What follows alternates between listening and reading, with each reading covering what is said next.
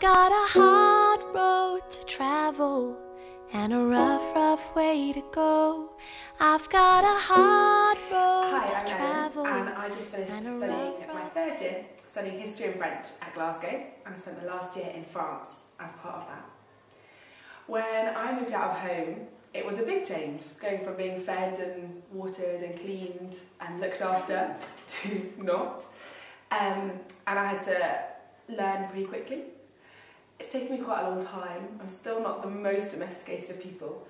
And I think it was in my first year, I made tuna and kiwi curry, which is still infamous. Because I swapped chicken for tuna, protein, and any kind of fruit for kiwi, but it was so disgusting.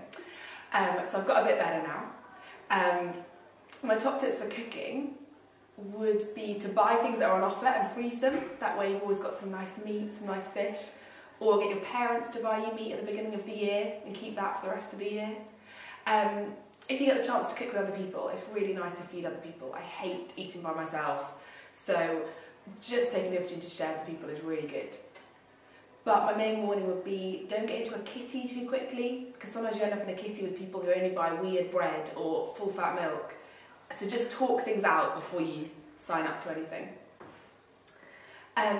I was really lucky. I lived with really great housemates in my first year, and I stayed with them in my second year, so I'm a big fan. But there's always difficulties.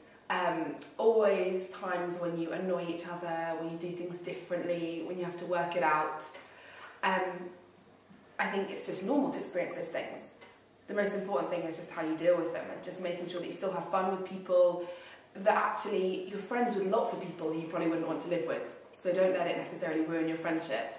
Just take a deep breath and get some space, perhaps. In terms of cleaning and stuff, I think that's probably the most difficult. I had a flatmate who just didn't clean, really. Her room was such a state at the end of the year. And that was okay, as long as it didn't go into the public areas, which it did. Some people have rotas. I've never had a rota because I'm not very good with sort of sticking to it. But I think just being fair, just when you're in Sainsbury's, pick up some toilet roll or clean the shower after you've had a shower, and just do your bit always, I think, to keep on top of it. And you don't necessarily want to prove to people you've done more, but you do want to be able to reason with people having done your share, I think. Also, I think you'll find that you often want to keep your room tidier just because it's your only space to invite people into, and it's like inviting them into your bedroom/living room. So keep it tidy and you might make more friends. And was I ever? I was never homesick when I went to uni. I'd done a gap year first, and but it was really hard at times. Glasgow is quite a long way away. Scottish people love Scotland, don't necessarily love English people.